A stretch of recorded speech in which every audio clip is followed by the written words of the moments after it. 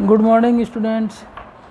आज अपने चैप्टर चल रहा था अपने चैप्टर नंबर 2 क्या हमारे आसपास के पदार्थ, क्लास 9th का चैप्टर नंबर 2 चल रहा था।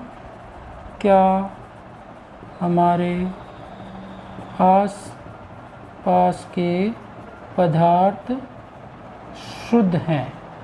इसके अंदर अपन ने पढ़ लिया था, काफ़ी चीज़ें पढ़ ली थी, जिसके अंदर पढ़ा था सबसे पहले मिश्रण के बारे में। एक बार वापस 2 मिनट का मिश्रण के बारे में। मिश्रण के बाद में अपन ने पढ़ा विलयन।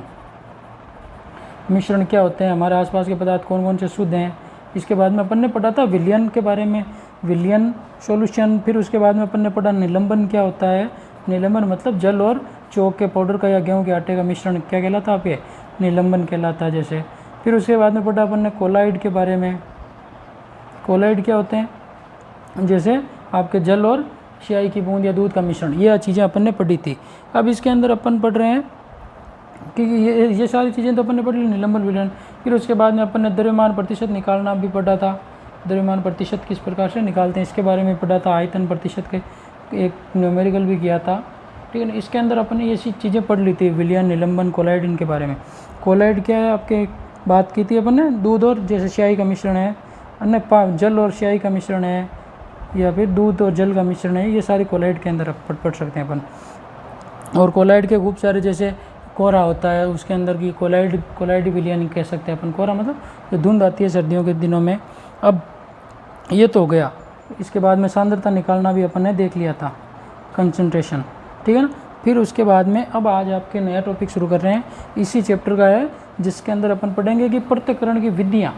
मतलब जैसे अपन चैप्टर का नाम क्या, हमारे आसपास के पदार्थ शुद्ध हैं, तब शुद्ध है या नहीं है इसके लिए अपन क्या करते हैं, जैसे पृथक्करण करते हैं। जैसे कुछ अशुद्ध चीज़ें हैं, जैसे प्रकृति से जो अपन को प्राप्त होती है चीज़ें या पदार्थ, वो रासायनिक तौर पर क्या होते हैं, शुद्ध नहीं होते हैं। जो प्राकृतिक चीज़ें हैं, जैसे प्राकृतिक सोना है, ले लो आप। सोने धातु क्या क्या होती है, ये किससे मिलता है आपको, प्रकृति से प्राप्त होता है। सोना है, तांबा है, ये सारी धातुएँ हैं, सभी तत्व हैं, ये सभी किससे मिलते हैं अपन को, प्रकृति से मिलते हैं। तो ये सोना जो अपन देखते हैं येलो कलर का, ये एकदम जैसे प्योर है। अभी जो अपन गहने बनाते हैं उनके अंदर काम में लेते हैं, तो जो अभी काम में लेते हैं वैसा वैसा प्रकृति से थोड़ी प्राप्त होता है अपन को। प्रकृति से तो खूब सारी रासायनिक अशुद्धियाँ मिली हुई होती है, खूब सारे धातुएं उसके अंदर मिक्स होती है। तांबा होता है, चांदी होती है, प्लेटिनम होता है, ये सारी चीज़ें क्या होती है उसके अंदर मिक्स होती है। अब इन मिक्स धातुओं को किस प्रकार से अलग किया जाता है, तो सबको अलग अलग करने की अलग अलग विधियाँ हैं। तो अपन आज पढ़ेंगे, क्या पढ़ेंगे, जो प्रकृति से प्राप्त धातुएं हैं या पदार्थ हैं, उनको पृथक्करण कैसे करते हैं, उनको शुद्ध कैसे करते हैं। तो आज का अपना टॉपिक है मिश्रण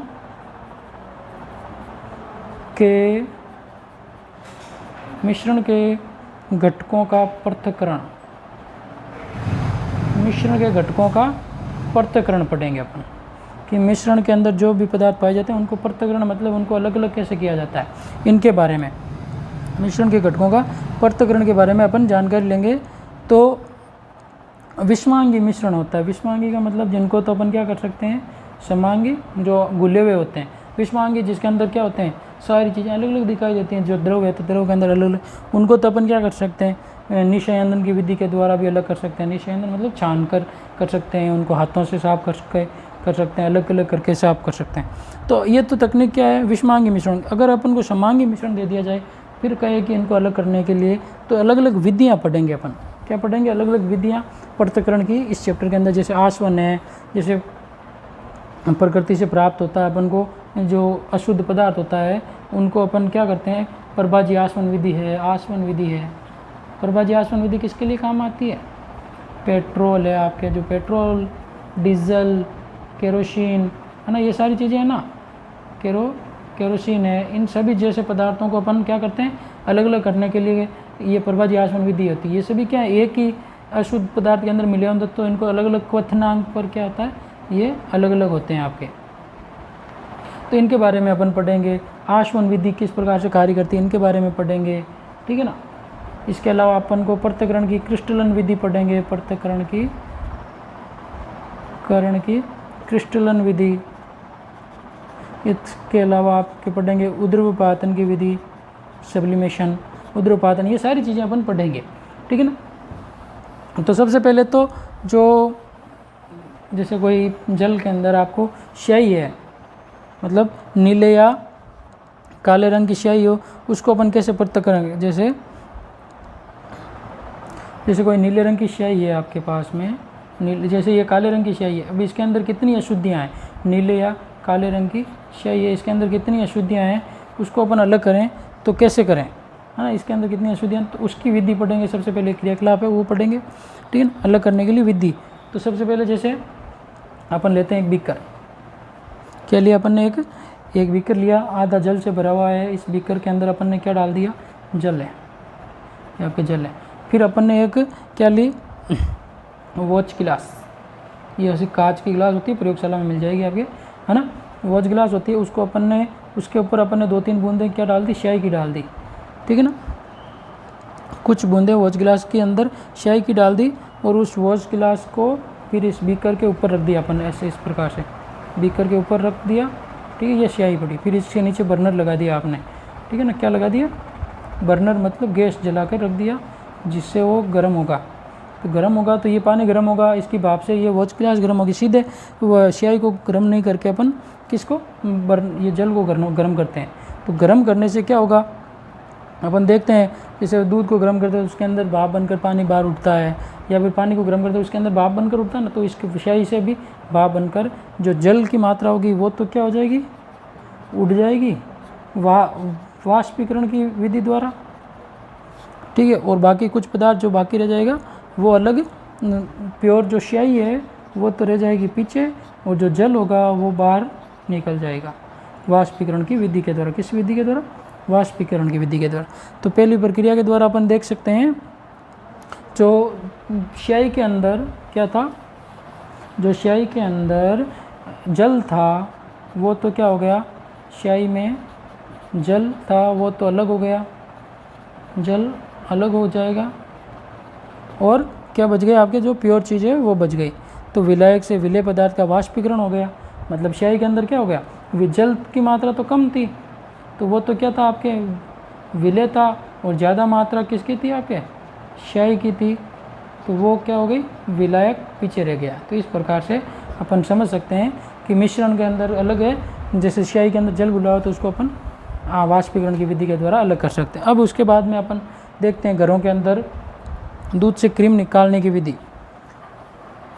दूध से क्रीम, ये तो अपन सभी किसान वर्ग से हैं, तो अपन जानते हैं क्रीम निकालने के, अपने घरों में सभी के, लगभग सभी के घरों में क्रीम निकालने की किस प्रकार से निकालते हैं ये अपन सभी जानते हैं कि दूध से अपन, मक्खन से, ये जैसे दही है, दूध है, उनसे अपन क्रीम निकालने की विधि होती है ना। अलग अलग प्रकार का मार्केट के अंदर दूध आता है, तो अपन देखते हैं घरों के अंदर भी अपने घी निकालते हैं ना दूध से या दही से, तो वो घी किस प्रकार से निकालते हैं, इसकी विधि तो आप जानते हैं, अपकेंद्रण विधि के द्वारा निकालते हैं। किस विधि के द्वारा, जैसे ये कोई बर्तन है, इसके अंदर आपके क्या डाला हुआ है, क्रीम युक्त दूध है, तो इसको अपन क्या करते हैं, जैसे ये दूध है, इस दूध के अंदर आप किसके द्वारा अलग करेंगे इसको, अपकेंद्रण की विधि के द्वारा। इस दूध के अंदर अपन, अपकेंद्रण मतलब क्या होता है, ये जो पदार्थ है इसके बीच के अंदर क्या होता है, ये इस प्रकार से अपन सांचा, ये होता है अपकेंद्रण की विधि के द्वारा। केंद्र से लगाकर, केंद्र से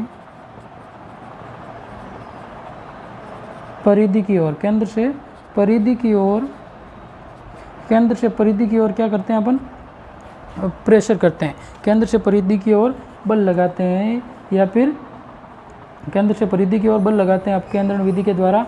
तो क्या होता है, जो हल्का पदार्थ होता है, बल लगाने से क्या हो जाएगा, आपके हल्का पदार्थ है वो तो क्या आ जाएगा, हल्का पदार्थ, हल्का पदार्थ तो ऊपर आ जाएगा, हल्का पदार्थ तो ऊपर आ जाएगा, ऊपर आ जाएगा, एवं जो भारी पदार्थ है, भारी पदार्थ कहाँ दे जाएगा, आपके भारी पदार्थ नीचे चला जाएगा, नीचे चला जाएगा।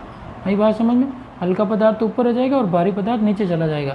तो इस प्रकार से अपन समझ सकते हैं कि जो हल्का पदार्थ मतलब मक्खन क्या हो जाएगा, क्रीम जो है वो तो ऊपर आ जाएगी, क्रीम ऊपर आ जाएगी, और जो छाछ है वो नीचे रह जाएगी या दूध नीचे रह जाएगी। तो इस प्रकार से अपन इसको प्रयोग, इसके अलावा यही अपकेंद्रण की विधि के, ये क्या कहलाती है आपके, अपकेंद्रण विधि कहलाती है। केंद्र से परिधि की, ये तो अपकेंद्रण है। एक होती अभिकेंद्रीय विधि। अभिकेंद्रीय का मतलब क्या होता है, इसके अंदर तो क्या होता है, केंद्र से परिधि की तरफ बल लगाया जाता है, ठीक है। और अभिकेंद्रीय के अंदर लगाया जाता है परिधि से केंद्र की तरफ, इस प्रकार से। दोनों में अंतर समझ लेना आप, अपकेंद्रीय और अभिकेंद्रीय। एक बार वापस बता रहा हूँ ऊपर, अभिकेंद्रीय,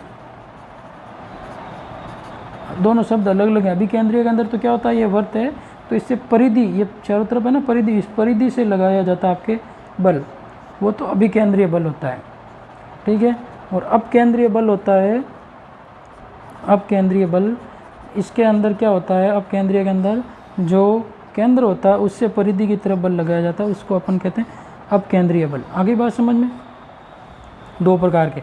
तो अपन कौन सा, दूध से क्रीम निकालने की विधि कौन सी होती है, अपकेंद्रीय बल की विधि। अगली बात समझ में। अब इसके आगे अपन बात करते हैं पृथक्करण की दूसरी विधि, अगली विधि, पृथक्करण की अगली विधि, अघुलनशील द्रवों को मिश्रण को क्या से अलग करते हैं। अघुलनशील, दो अघुलनशील पदार्थ हैं। अघुलनशील का मतलब जो एक दूसरे में घुलते नहीं हैं, विषमांगी मिश्रण की बात कर सकते हैं अपन। अघुलनशील द्रवों के मिश्रण को पृथक करना, के मिश्रण को पृथक करना। अघुलनशील मतलब क्या हो गया, अघुलनशील का विलयन जैसे अपन ले सकते हैं अपन जल। अघुलनशील क्या है, जैसे अपन जल के अंदर क्या डाल दो, बीकर है जल का, इसके अंदर आप डाल दो क्या, मिट्टी का तेल।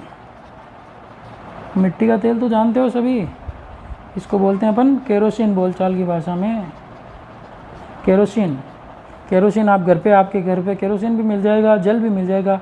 इन दोनों को आप घोलना, कभी नहीं घुलेंगे, दोनों अलग अलग परतों में दिखाई देंगे। नई बात समझ में। तो जल के अंदर अगर आप केरोसिन डालोगे तो वो क्या होंगे आपके, ये इस प्रकार से अलग अलग परतों में दिखाई देंगे।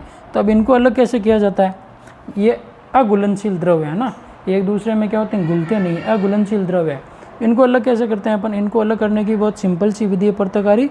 एक कीप होता है, पृथक्कारी कीप कैसा होता है, मतलब जैसे ये इस प्रकार से कीप होता है, ये ऊपर से छोटा सा होल होता है, उसके द्वारा अंदर डाला जाता है और उसके द्वारा अंदर डालकर फिर ये इस प्रकार से, सॉरी थोड़ा अच्छे से बना दे रहा हूँ मैं,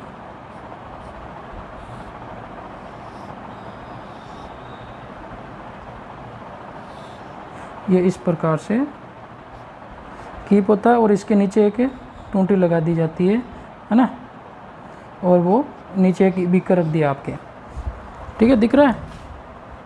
नीचे क्या रख देते हैं, बीकर रख देते हैं, और उसके अंदर अब वो जो अपने इसके अंदर जो भरा हुआ है पदार्थ, जल और क्या, केरोसिन का मिश्रण है।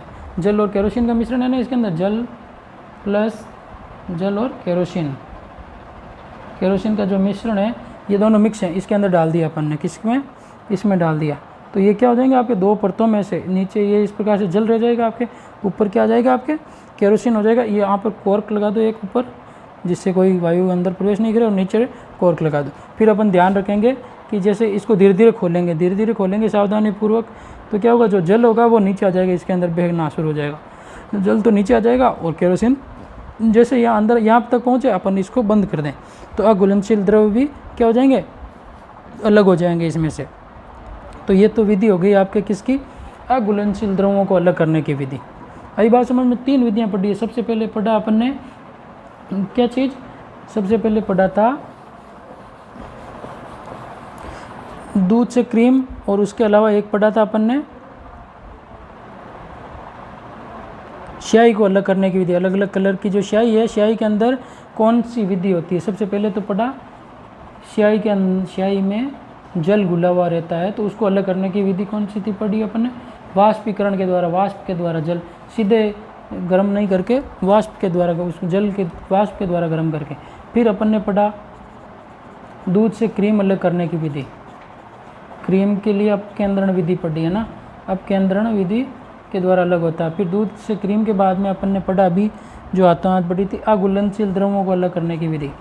अघुलनशील द्रवों को अलग करने की विधि। ठीक है, फिर उसके बाद में अब पढ़ेंगे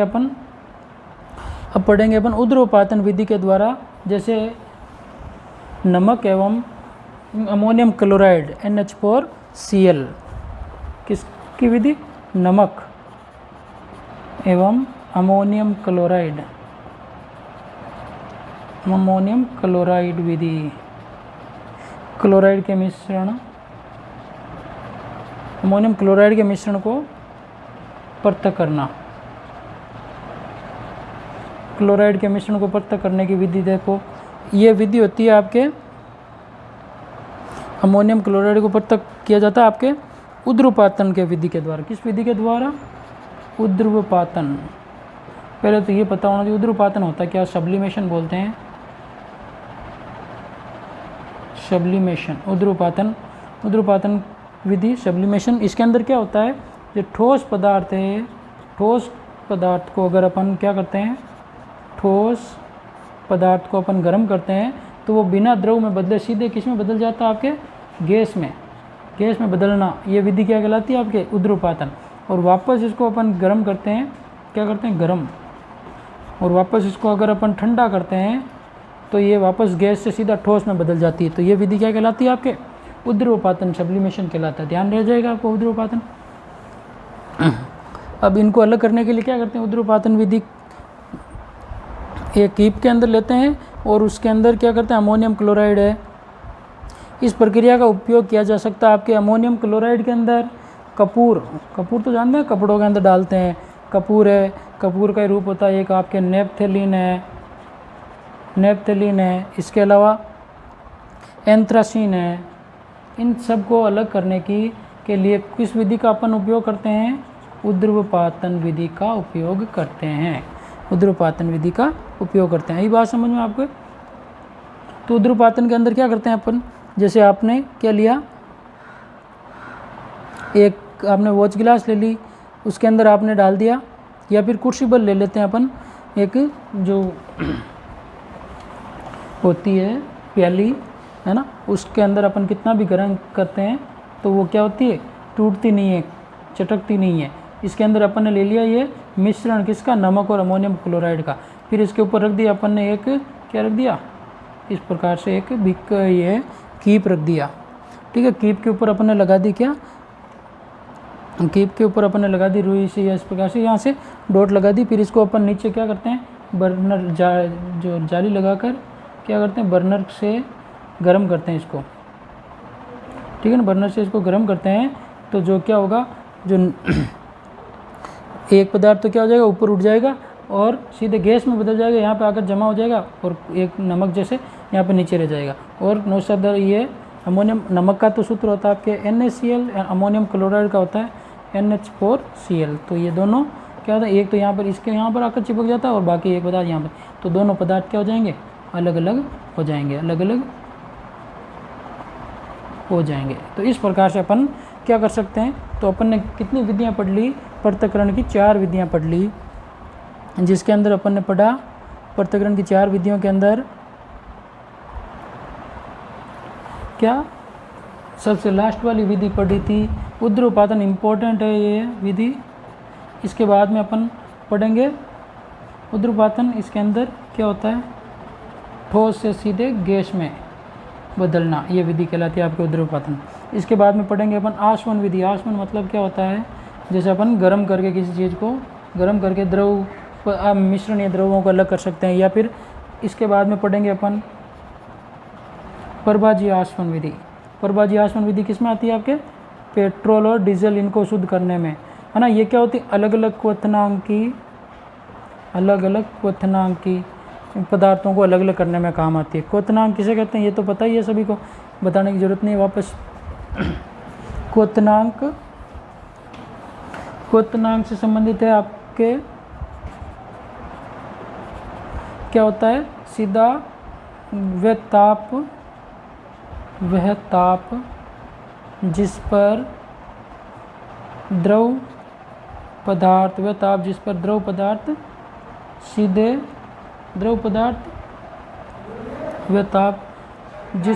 पदार्थ गैस अवस्था में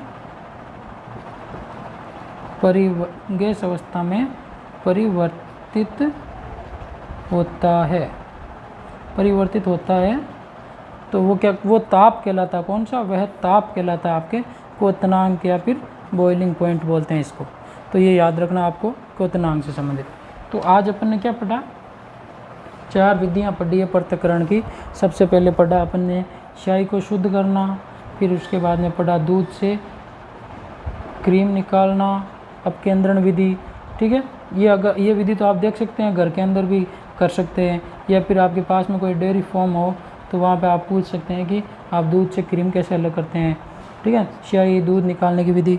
फिर उसके बाद में अपन ने पढ़ी कौन सी विधि आपके ये अघुलनशील द्रवों को अलग करने की विधि, अघुलनशील द्रवों को अलग करने की विधि। फिर उसके बाद में अपन ने बात किया घुलनशील द्रवों के बाद में लास्ट विधि पढ़ी थी आपके नमक NaCl, बड़ा लिख देता हूँ थोड़ा, NaCl प्लस कौन सा अमोनियम क्लोराइड NH4Cl, इनको अलग करने की विधियाँ।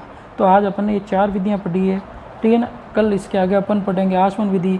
कौन सी विधि पढ़ेंगे? आसवन विधि और प्रभाजी आसवन विधि। इनके बारे में कल की क्लास में अध्ययन करेंगे अपन आसवन और प्रभाजी आसवन विधि के बाद में। ठीक है। तो आज अपन ने पढ़ा वो आप याद करके आना अच्छी। ठीक है, इसके आगे अपन कल पढ़ेंगे।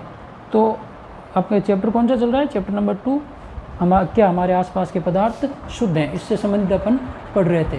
ठीक है, तो आज की क्लास में ये 4 चीज़ें पढ़ ली अपन ने। स्याही से जल को अलग करने की, दूध से क्रीम निकालने की, अघुलनशील द्रवों को अलग करने की विधि, ये किससे होती है? आपके पृथक्कारी कीप के द्वारा, और ये होती है आपके उद्रपातन विधि के उद्रपातन से। ठीक है ना। तो ये विधियाँ अपन ने आज की क्लास में पढ़ ली है। तो चैप्टर नंबर 2 का ये आपका अगला वीडियो हो गया। कल इसके आगे अपन पढ़ेंगे पर आसवन विधि और प्रभाजी आसवन विधि के बारे में। ठीक है, ओके, गुड लक, धन्यवाद।